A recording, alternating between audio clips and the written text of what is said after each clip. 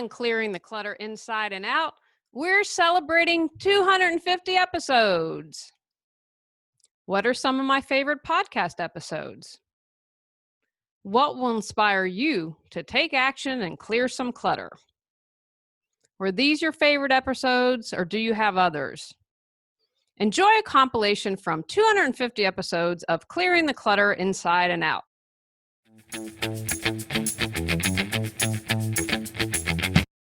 Ready to clear your clutter and share your gifts with the world? Every Tuesday at 1 p.m., join award-winning professional organizer, author, and certified life coach Julie Coraccio on Clearing the Clutter Inside and Out as she teaches you how to navigate the waters to declutter your life. Julie Coraccio destroys the box and examines clutter in all areas: physical, mental, emotional, spiritual, energetic, relationships, health, finances, and more.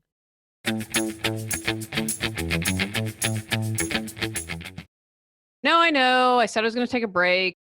And then I was like, we just did 250 episodes. That's a huge milestone. I have to celebrate that in some way. I was inspired because I did a compilation for the 100th episode. You can check that out. Those were some of my favorite clips from episodes 1 to 99. This is from episodes 101 to 250. You can always listen and watch the full episodes. And you can enjoy all my hairstyle changes. I am allergic to hair dye, we found out. And so it's been a lot of fun trying to find something that works. So I had some blonde highlights, and I'm much better, I believe, as my natural hair color, which is a brunette. So that's lots of fun. Here are clips from some of my favorite podcasts. It was tough. It was like choosing my favorite child. And I had a lot of fun with it. You know, I encourage you. I talk about reading Eat, Pray, and Love every year because there's something new that I discover. Go back to some of the episodes earlier that might have resonated with you and see if you can pick up something new. And if something super annoyed you, I really encourage you to check it out because there's a gift there to do some healing. Here are 21 clips from 21 of my favorite episodes. March bonus 2016. Finding joy once you've cleared clutter. When I first started this podcast, the name came to me quite easily. I had been doing Reawaken Your Brilliance for 3 years and felt it was time for the next adventure. Clearing the Clutter Inside and Out popped into my head and began to take hold in June of 2014. The tagline, "For a more joyful and fulfilling life," also plopped right into my brain. I support people in clearing clutter so they can create more joy in their lives. But sometimes people struggle with what brings them joy. Maybe they have had clutter so long in their lives they can't even see beyond that to focus on what makes them happy. Or perhaps when they were younger, they were told what they should like and had their activities chosen for them and never really were able to explore what brought them joy. How to find joy? If you don't know what brings you joy, how do you find it? Here are some suggestions. Go back to your childhood. What did you enjoy doing? Use those as starting points and see if it is something you would like to explore now. I used to love to walk behind the hill on our house as a child. I love hiking and do it almost weekly with my husband. Have you heard yourself say, "I want to do this someday"? Keep a running list when you find yourself thinking or saying this. Next, make that someday now. Begin to explore. Maybe something you thought would be fun isn't. That's okay. Keep looking, make it a game, and have fun. If you aren't sure if something would bring you joy, how does it feel when you think about it? Does it feel light? Do you get excited when you think about it? If so, give it a shot. If it feels heavy or not right, then pass. Be open that that feeling might change in the future. Episode 123 from July of 2016, Junk Drawer. It is estimated that $15 billion in unused tech gadgets are in junk drawers worldwide. That amounts to over $2,200 per drawer. I picked this topic for this month because it is something that most people can do quickly. It is a win-win because you get to you can do it quickly and reap an immediate reward. Create a new name. The first thing I suggest is renaming your junk drawer. Completely remove it from your vocabulary. It is so easy to clutter it up because we have already declared it to be junk. Turn off the autopilot junk drawer. Come up with a better name. Coraccio Fix-It, Cybert Problem Solver, Julie's Jack of all trades. You get the idea. If you name it something like that, you're most likely going to put items that fit into that category. Keep the name broad so you have some leeway. If it doesn't fit in that category, then that is a good indication it may need a new home. Also from July in 2016, the bonus episode, Feel Your Feelings. This is one of those shows for me that I hope you are able to do in some way, shape, or form. Working on feeling my feelings has had a huge impact on my life. Why we avoid feelings? We avoid some feelings because they don't feel good. Grief, loneliness, heartbreak, and outrage. Other emotions that we create through the stories we tell ourselves, such as guilt, shame, depression, and emptiness, aren't fun either. Who wants to feel yucky feelings? Research has shown that suppressing or avoiding your emotions, in fact, can make them stronger.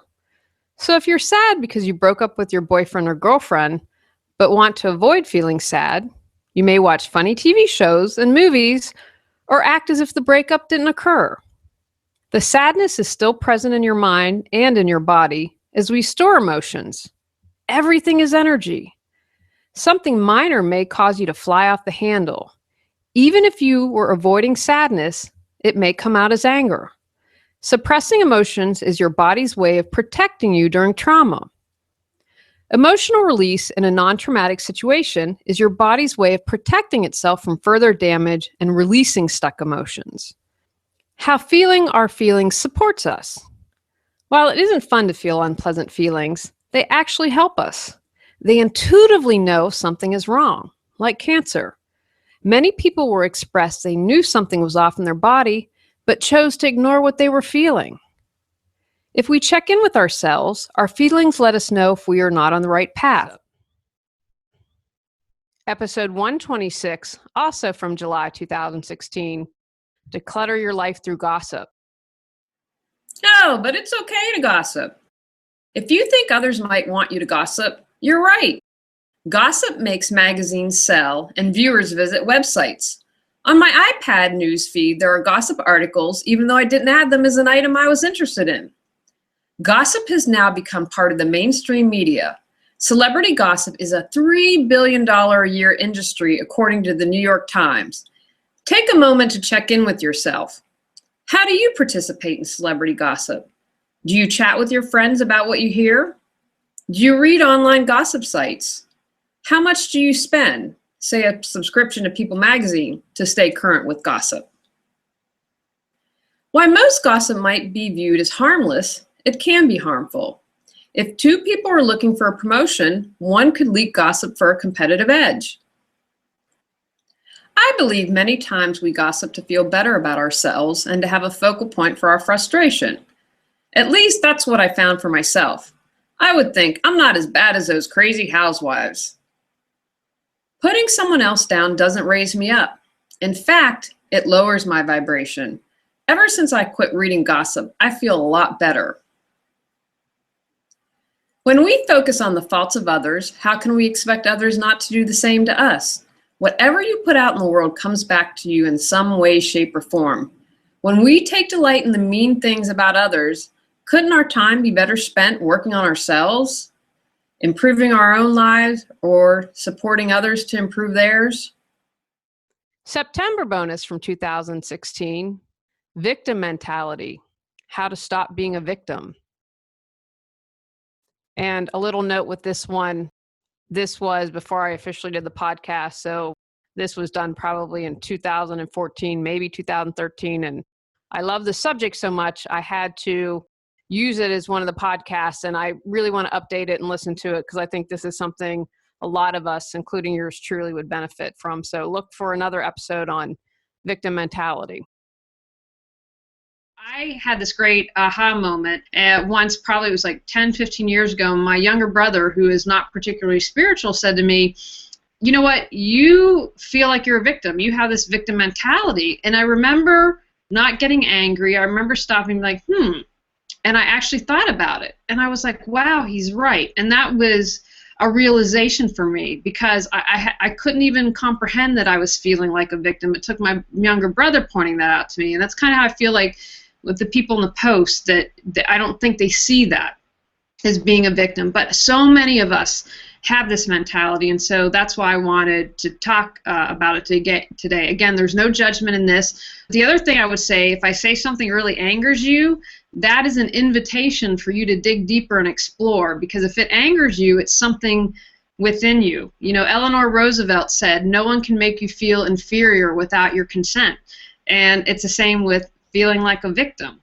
So I'm going to use the example of what happened on the Facebook post. So I grew up in Wheeling, West Virginia, and last year there was a horrible rape in Steubenville, Ohio, which is right across the way. And the girl, I believe, was unconscious or drunk to a point where she couldn't respond, was raped, pictures were put up. Football is very big in that area, and coaches were involved in football, and the school didn't do anything. And then the group Anonymous got involved, and basically, from my understanding, kind of forced the situation, because they weren't going to be prosecuted, weren't doing anything. And I believe both young men had jail time in juvenile court and then probation, but, you know, please, that's something I don't know about. Now Brad Pitt's production company is going to be making a movie on this, and people in my hometown were really upset. The one thing I would start off by saying is they kept saying the victim, the victim, the victim. I would change that. I think that as long as you see yourself as a victim, that just adds to the energy. And so I would find a word that's comfortable for you. You know what? Even if survivor to me, I think is a step in the right direction. I don't think it's quite there, but you know, they just kept referring to this woman as a victim. I don't know where she is in her healing process, but she might be healed right now. And people out there might be saying, oh no, she went through this horrible tragedy. I can't tell you how many times I've seen people who've had something horrible happen to them and forgive the person. I've seen a mother who lost a child to a drunk driver forgive the driver, because that enabled her to find peace inside. So on this Facebook thread, first of all, many people assume the worst, that Brad Pitt was only doing this for greed, that it was going to harm the victim, and that it was going to upset peace in the community, would not allow the community to heal. A film can't do that. You can allow a film to do that, but you control whether or not you heal. You control whether or not you're a victim. To put it on external forces is another way of reinforcing the victim mentality, because that allows one to step back and take zero responsibility and say, oh, events happen to me. I have nothing to do with this process. But when you're in a victim mentality, you attract that. And again, for people who are less spiritual, I'd encourage you to read more about quantum physics, because your thoughts create your reality, and that's something that they've proven. So if that's something you're not quite sure about, read more literature and learn more about it. So anyway, you know, these people were really angry and upset, and I tried to offer a different perspective and thought, well, you know, maybe this creates awareness about this, because our society allows women and children too easily, and men, to be raped and to not care. And so if it brings awareness, there are positive things that come up, but the tone of the thread was, you know, we are all victims here, and I don't believe that. And then I didn't comment after this, because I thought, you know, I tried to, in a non-judgmental way, comment. Someone said, this movie will not allow will not allow them to have peace. Again, you create that. The film doesn't do anything. Whatever Brad Pitt does to you, if you are at peace inside, Brad Pitt can't take that away from you. December 2016, episode 150, Clearing Physical Clutter Through Closure. When I was in my 20s, I saw a therapist. She remarked to me that on a certain issue, I continued to pick at it, and like an open wound, it would never heal if I didn't leave it alone. I figured out later that what I really needed was closure. I don't think we honor closure enough in our society. We are to ignore our feelings or move on or show that brave face. It's my experience that when you have closure, you can more easily and truly move on. But not everyone needs closure. It's important to know that there is no timetable for getting closure. What physical clutter would you like to release and get closure? In my work as a professional organizer and coach, I've seen clients hold on to momentums from relationships that didn't work out. Think a high school boyfriend or girlfriend.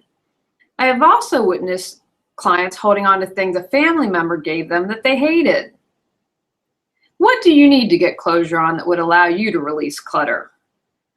Focus on items you have held on for years, something you dislike, or something that no longer represents who you are, who you want to be? What are you seeing as you look around? Do any of your items bring up feelings like guilt, sadness, or anger? If you're feeling any not so great feelings, that is a good place to start. This happens more often than you may realize. How do you begin to get closure? First, ask why you are holding on to something. Does the item make you happy, or do you hold on because you wish things had turned out differently instead of actually how they did, such as a failed relationship? Are you holding on as an excuse to stay stuck and unresolved instead of moving forward? Are you avoiding loss and hoping to avoid the pain that comes with it? Are you afraid to let something go because you don't know what the outcome will be or how you will feel? Or do you have guilt? Perhaps you weren't kind to a relative who left you something and you feel you need to do penance.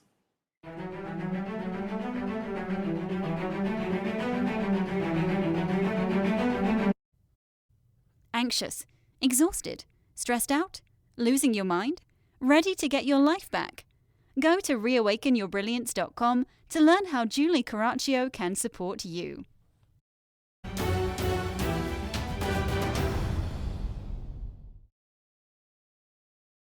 Episode 158, Listening to Your Intuition, from January 2017. We all have our intuition or gut feelings, instincts, whatever you're comfortable calling it. Many times we disregard it. It's there to support us and help us. If you're not comfortable relying on your intuition, we're going to give you ways to start accessing that magical knowledge. Years ago, I don't even know if I could articulate what my intuition was. Then a few big things happened. I was in Hawaii visiting a friend, and I was on the beach by myself, and I had kind of isolated myself because I just wanted to be alone, and I'd been skinny dipping, having fun in the ocean, and was away from a lot of people.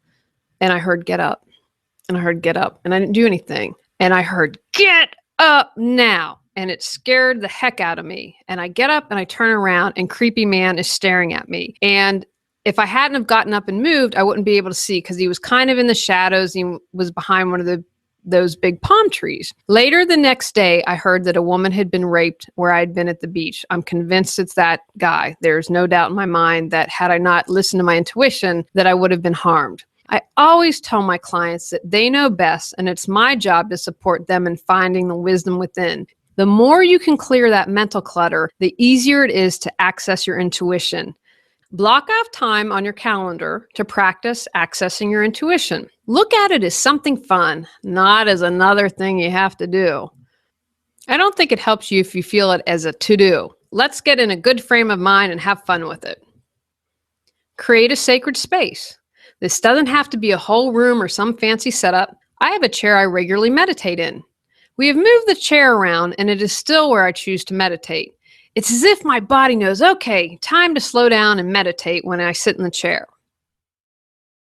So in January, number 159, Destroying Your Doubt. Today we're talking about doubt. I chose to talk about this because every client I have ever worked with has had some doubt at some level, believing they couldn't do something or a project couldn't be accomplished.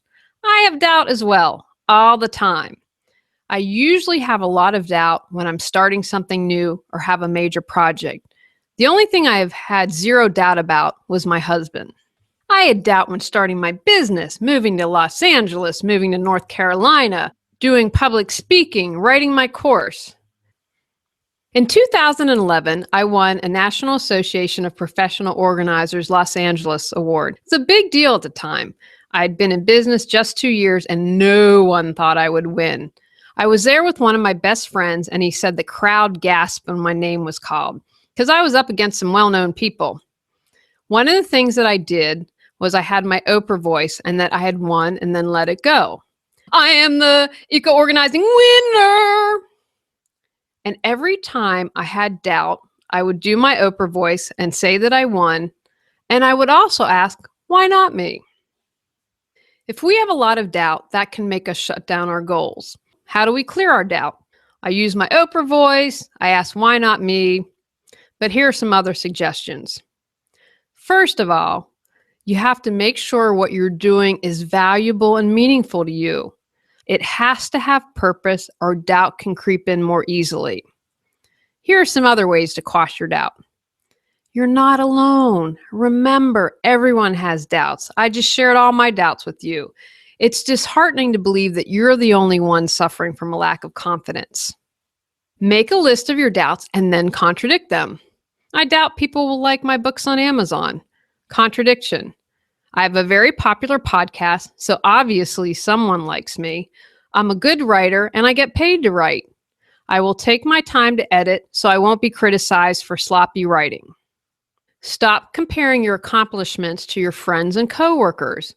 When I start comparing, I start to feel worry and less than. We are all on our own journeys, and you cannot compare apples to oranges. Don't grade your success based on another. Do what works for you. Trying to be something you are never works. People always sense inauthenticity.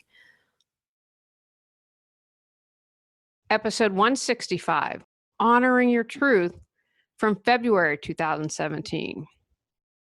The other thing that happened was I received an email from a listener, and I would say that I would call this constructive criticism or feedback. This was coming from a wonderful place, and so I didn't view it as anything negative. However, it really sparked in me how we need to honor our truth, because I have to honor what is right and works for me. And I'm always open to being the best that I can be. I do today on Clearing the Clutter Inside and Out, because that was feedback that someone gave me. They wanted to coach me and have me pay them a ton of money. And I also do the takeaways. And now I've this year created the take actions. That was another suggestion, which I think is great. So I'm always open and I honor my truth.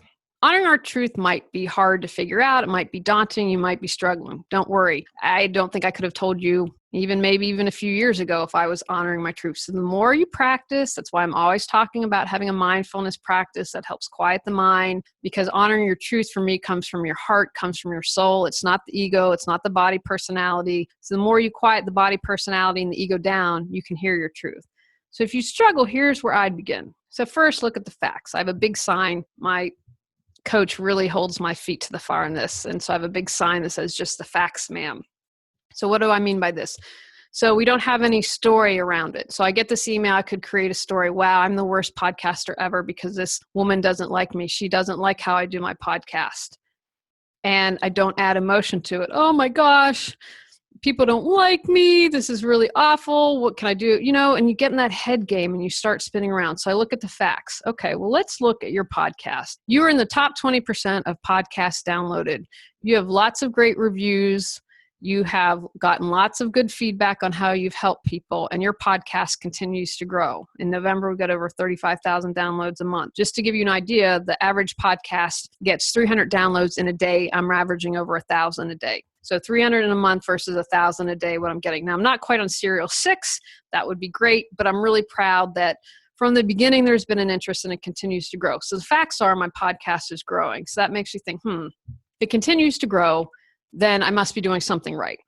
If I wasn't honoring my truth, I would immediately do what this woman said, because what is right for her, what she prefers, I would try to make it my truth, because I would think, well, she's right, and not trust myself. So I encourage you, first thing, look at the facts. We don't attach a story to it. We don't attach emotions when we're trying to honor our truth. From April 2017, episode 175, The Art of Allowing. How do we practice the art of allowing? For me, the first thing and probably the hardest is trust. When we have trust or faith, or whatever you may like to call it, we allow life to unfold and trust the process. We don't try to control it. Allowing takes faith, patience, and trust. While these can bring you peace of mind and well-being, we aren't encouraged to practice this in our go, go, go, go, results-oriented culture. And if not so great things have happened to us in the past, it's easy to see why we wouldn't want to allow life unfold and we would try to control it. How do you practice the art of allowing? First, check in with how you feel about this. This may be a new concept for some of you and very scary for others. How comfortable are you with allowing things to happen in your life? Are you okay allowing people to be who they are and act as they do? Or would you rather try and control things? Try and become aware of how you feel about allowing and where you may become hung up. I used to always try and control finding my husband. I would go somewhere where I thought eligible men might be, or try to be someone who I wasn't. I was always like, when's it going to happen? When I finally didn't try to make it happen and control who, when, where, how, what, I found Tony.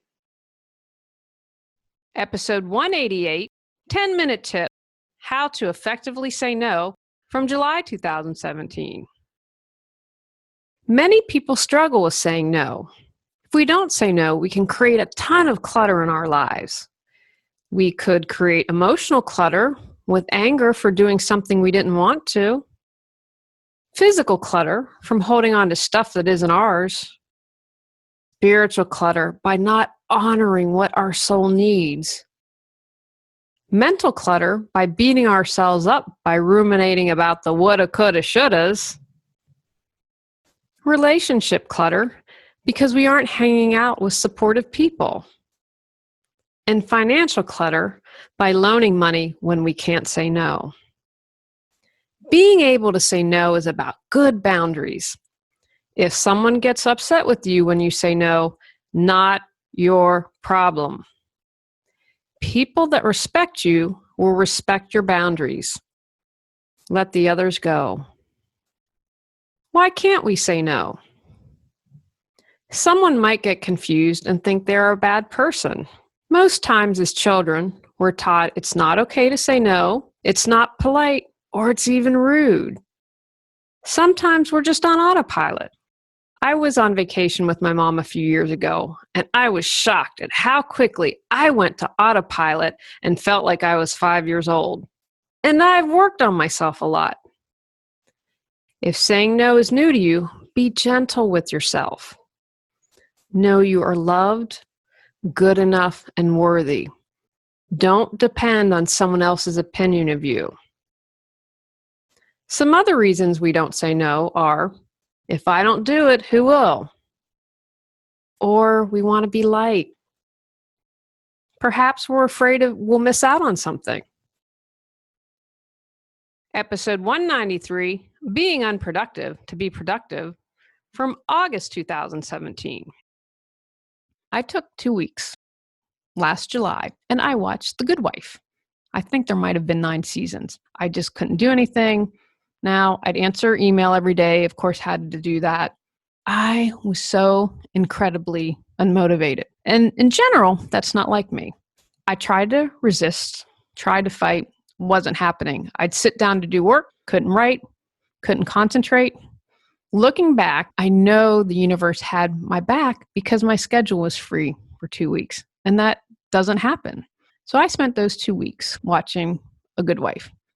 Pretty good show. I would suggest others if you're going to binge watch TV. After those 2 weeks, my productivity, when I went back to work that Monday, shot through the roof. I got more done in those 4 hours that I could have gotten done in 2 weeks. I needed a break. I needed a mental break. I needed a physical break. I needed to get out of routine, out of my rut. For whatever reason, I needed a break. Luckily, I honored myself and I listened to that. I know as a small business owner, that's huge. It scared the heck out of me, if I'm honest. Because I'm a small business owner, there's always something to do. So I know if you're out there listening and it scares you to stop and be unproductive, I know where you're coming from. Why being unproductive is good.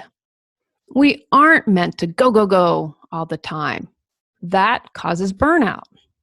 For me, even when I'm unproductive, I know now I am being productive on a creative level. I'm stewing on ideas. I'm letting things marinate. I'm giving my brain and a soul rest to let them do their thing. There is a difference between being busy and being productive. When you are multitasking, you can make mistakes, not really getting stuff done. I talk a lot about being present. The older I get, the more I practice my spirituality, the more things just come to you. When you're busy, going, there's not space to open that up, to allow things to come to you. The August bonus from 2017. Are you doing the spiritual override? I know most of you are like me, on a spiritual path or a path of awareness or mindfulness, whatever you're most comfortable calling it. And you probably believe, like I did, that what I was doing is good, healthy behavior. Not taking anything personally and pretending that I wasn't hurt really isn't the ideal reaction. Most of us probably do the spiritual override more often than we think. When we do the spiritual override, we aren't acknowledging the truth. We are distancing ourselves from the feelings. I didn't want to acknowledge the mean girls really hurt me. I wanted to rise above it. I have been working really hard on this because I do it more often than I realize. It's more of a zoning out instead of a zoning in. The truth was, I didn't want to feel the pain or feel that I could survive the pain, although I know on one level that I absolutely can. Or perhaps a part of it was I felt like, hey, I've done all this spiritual work. How can I be so upset? Are you denying something that has happened? Are you afraid of feeling what you feel? We are spiritual beings living in a human body. Even though we keep going around that spiral and we have more and more access to consciousness, it doesn't mean we're going to get caught up in life.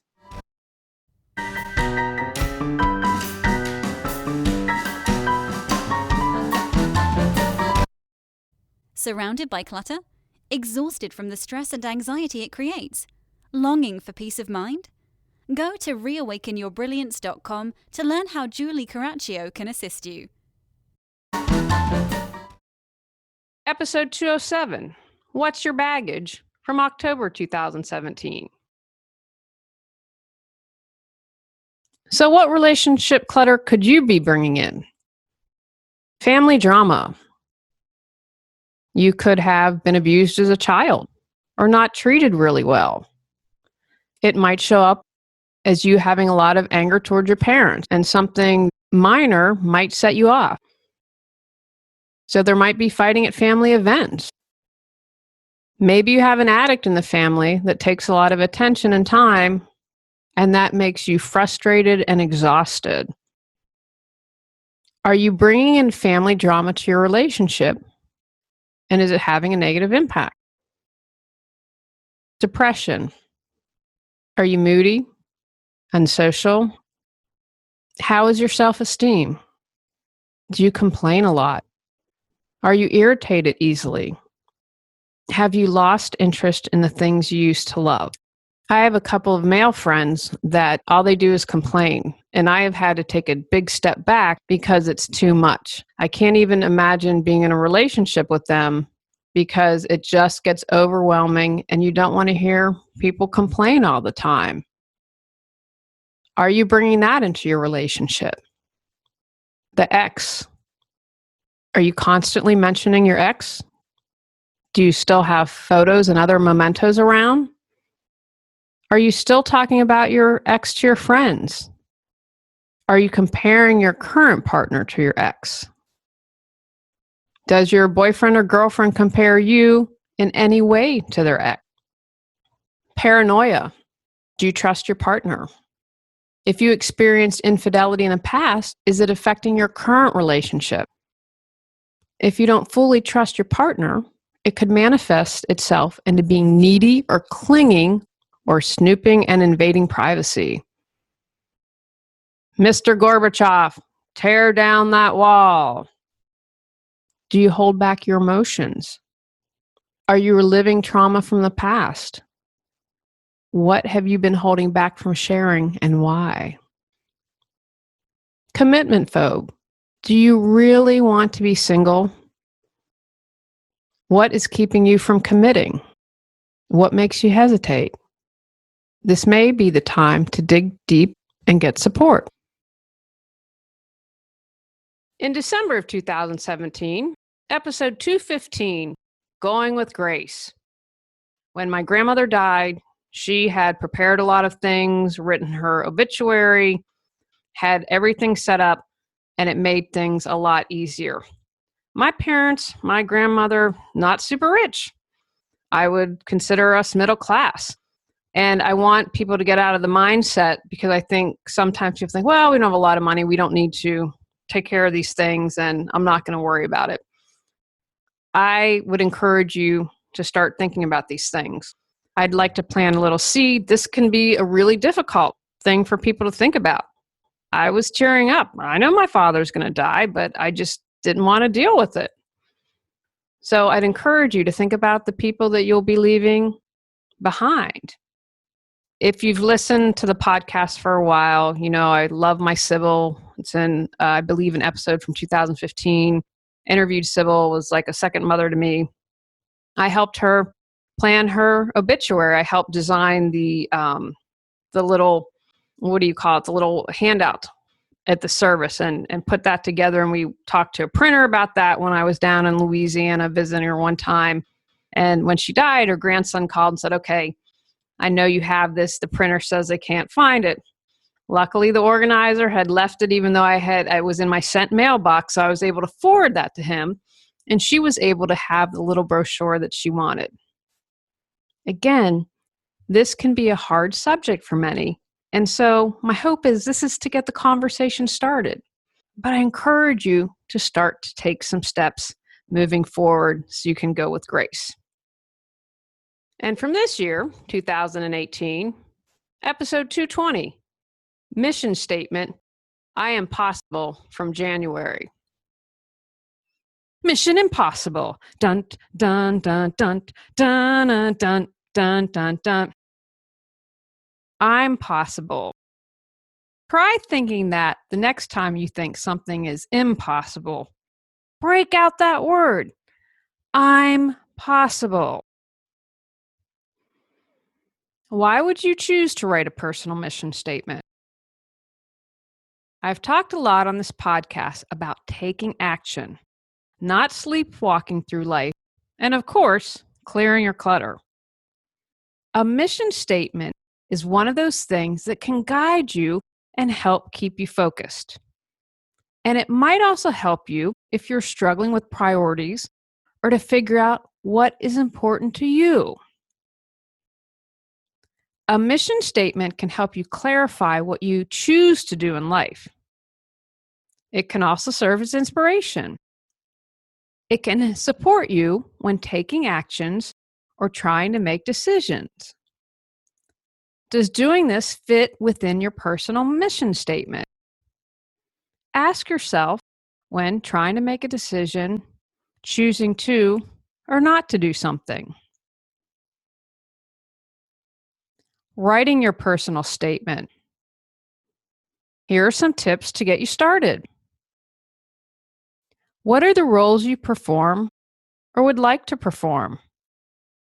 Mother, business owner, animal rescuer. What is the meaning of your everyday work or personal life? To support people in clearing clutter. To spread love. To be more mindful. What nouns and adjectives paint a picture of you? Compassionate, caring, organized, excited. What verbs describe how you would like to operate in the world? Globally, shared, paired, loved, inspired. What would your ideal life look like? What would you be doing every single day?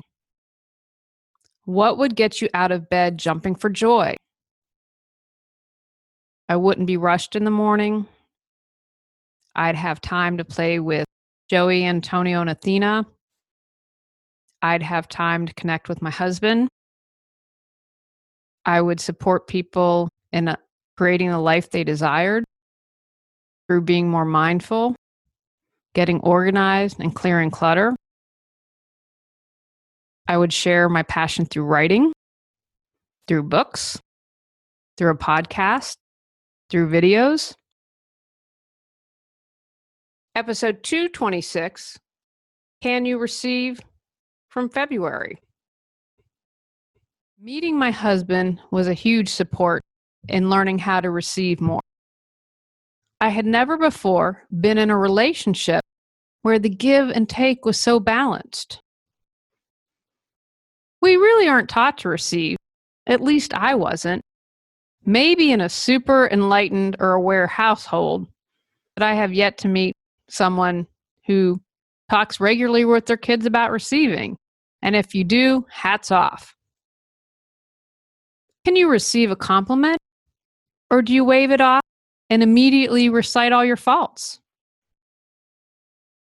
If you get a gift, do you feel you need to give something immediately in return?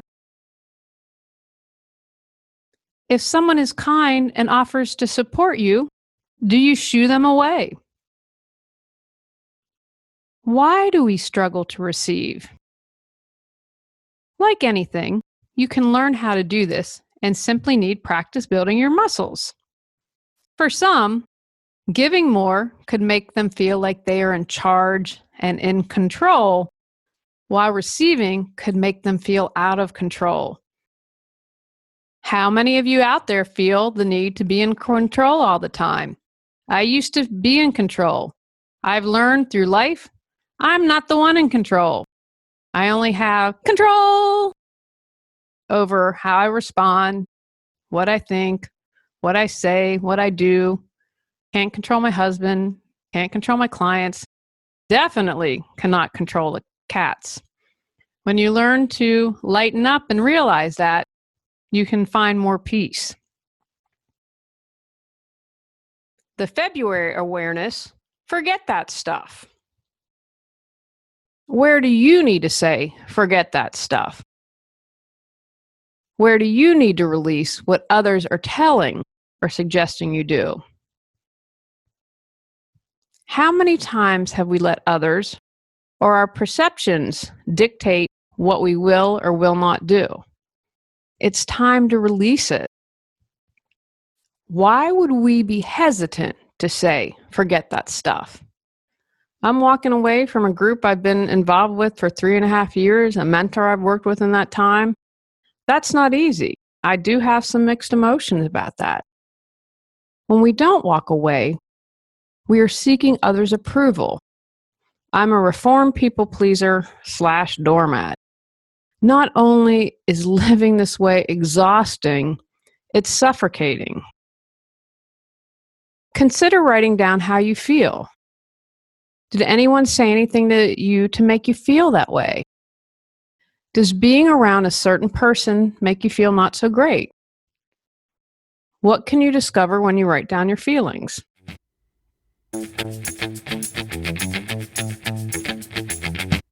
Do you keep saying you'll declutter, get organized, or pursue your dreams someday, but someday hasn't come? Learn how Julie Coraccio can support you at reawakenyourbrilliance.com.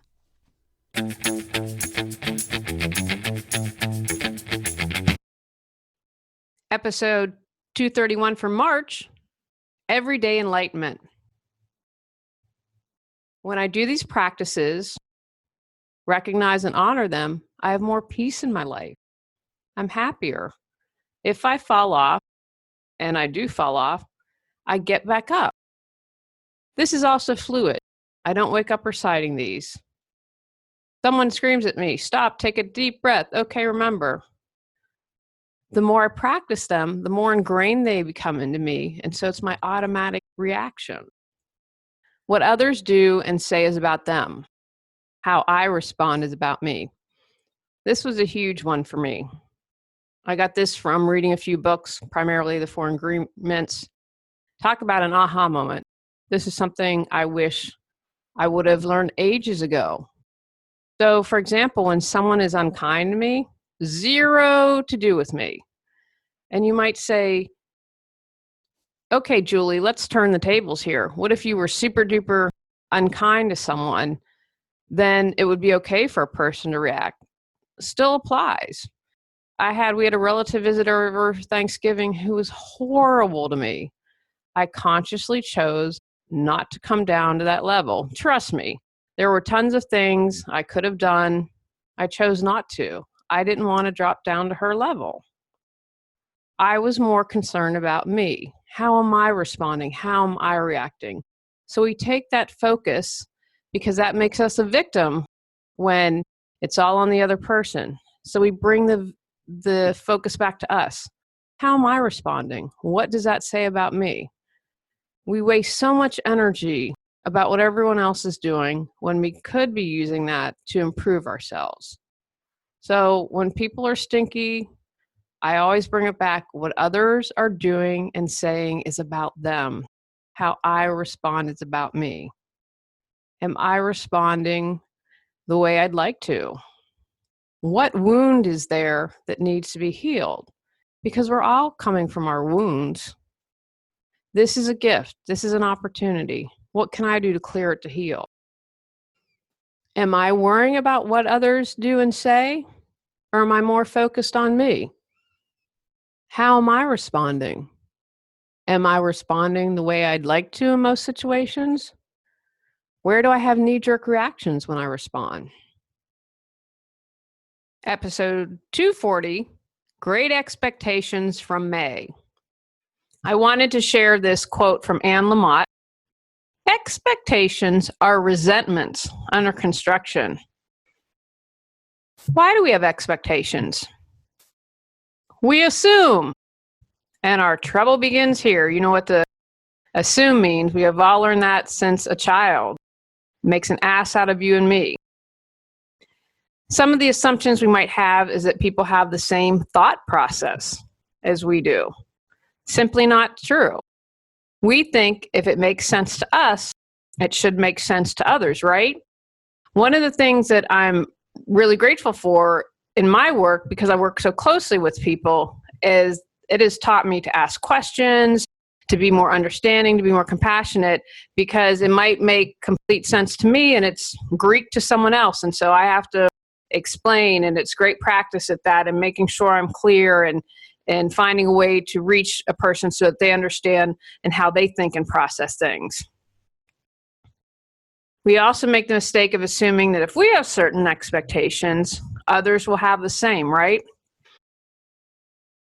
Usually what happens as we begin to have these expectations, our emotions come out.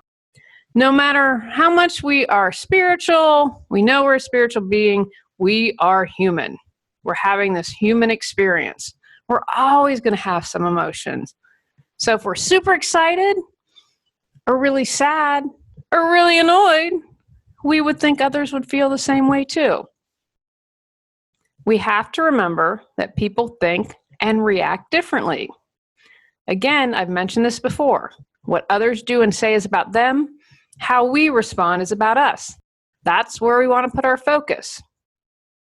And finally, episode 247 from June, Whose Voice Is That? This week, examine your thoughts, emotions, and feelings. Ask yourself, whose voice is that? If it doesn't feel good, it probably isn't your voice. If we're really coming from our soul, our spirit, don't you think it'll feel good? I had an art teacher when I was in junior high who always gave me bad grades. And for a long time, I was really afraid to do art because I thought I was just terrible. I discovered when I was a nanny and I was lived in just outside of Boston, and I'm like, I have to do something. So I would go into Boston and took some oil painting classes.